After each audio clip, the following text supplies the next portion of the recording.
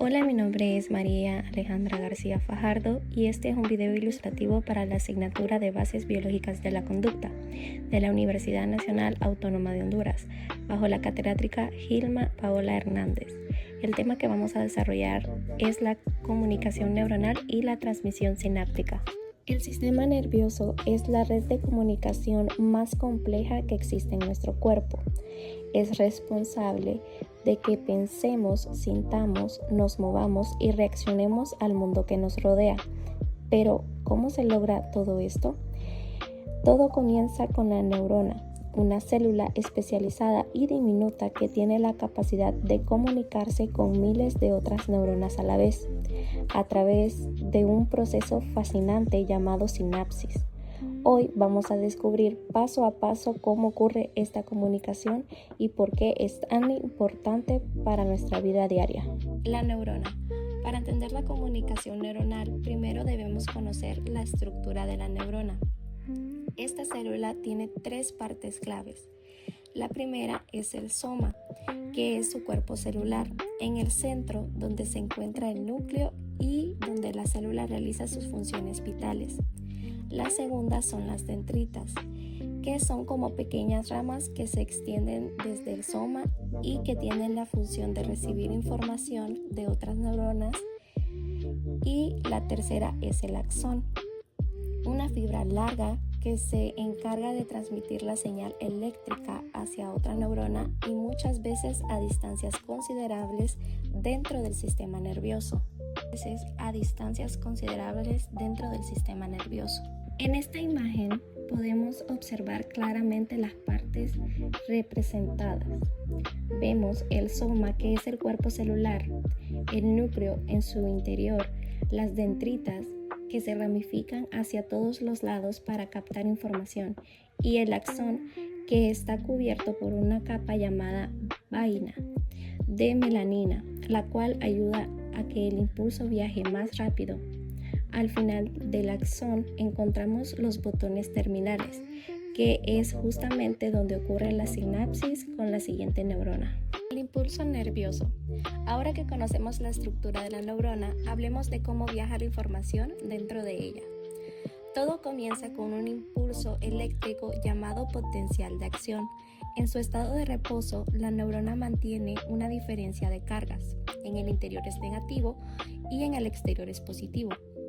Cuando la neurona recibe un estímulo suficientemente fuerte, se abren sus canales de membrana que permiten la entrada de sodio, y esto provoca que la neurona se despolarice, es decir, que en el interior se vuelva positivo. Después de esto se abren otros canales que permiten la salida de potasio y la célula se despolariza, regresando poco a poco a su estado de reposo original. Esta es una gráfica de potencial de acción. Esta gráfica nos permite visualizar todo ese proceso de forma muy clara. Podemos ver que el potencial de reposo se mantiene estable hasta que llega un estímulo. Luego observamos el umbral de estimulación, que es el punto mínimo que debe alcanzar la neurona para activarse. A partir de ahí vemos cómo sube rápidamente hasta el pico del potencial de acción, seguido de la repolarización y finalmente una breve hiperpolarización, donde la neurona queda momentáneamente más negativa de lo normal antes de volver a su estado de reposo. La sinapsis. Una vez que el impulso llega al final de la acción, llega a un punto de conexión llamado sinapsis. Existen dos tipos principales de sinapsis. La primera es la sinapsis eléctrica, en la cual las neuronas están conectadas directamente mediante estructuras llamadas en hendidura, lo que permite que la señal pase de forma prácticamente instantánea. Este tipo de sinapsis es común en procesos que requieren respuestas muy rápidas. La segunda, y la más común en nuestro cerebro, es la sinapsis química, en la cual la neurona libera sustancias llamadas neurotransmisores que cruzan un pequeño espacio conocido como hendidura sináptica para llegar a la siguiente neurona. En esta imagen podemos comparar ambos tipos de sinapsis. Del lado izquierdo vemos la sinapsis eléctrica, donde los iones pasan directamente entre las membranas de ambas neuronas. Del lado derecho vemos la sinapsis química, donde las vesículas sinápticas liberan neurotransmisores, los cuales viajan por el espacio sináptico y se unen a receptores específicos ubicados en la membrana de la neurona siguiente. Neurotransmisores. Existen muchos tipos de neurotransmisores, cada uno con funciones muy específicas en nuestro organismo. La dopamina está relacionada con el placer, la motivación y el sistema de recompensa del cerebro.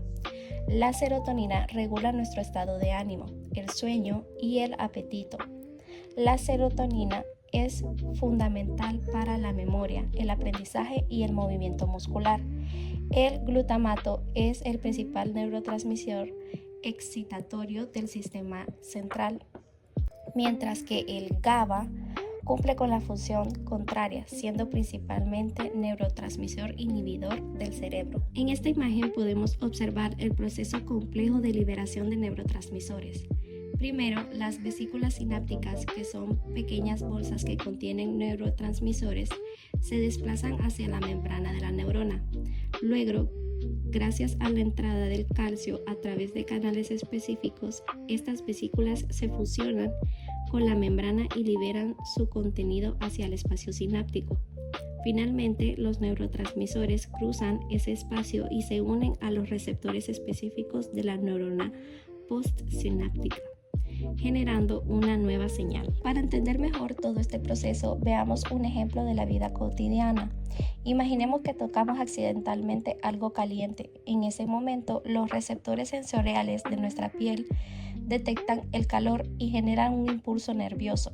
Este impulso viaja rápidamente a través de la neurona sensorial hasta llegar a la médula espinal. Una vez ahí ocurre una sinapsis que activa de manera casi inmediata una respuesta motora, sin que el cerebro tenga que procesar conscientemente la información primero. En esta imagen podemos ver representado exactamente ese reflejo. La señal sensorial viaja desde la mano hacia la médula espinal, donde se conecta con una neurona motora a través de la sinapsis.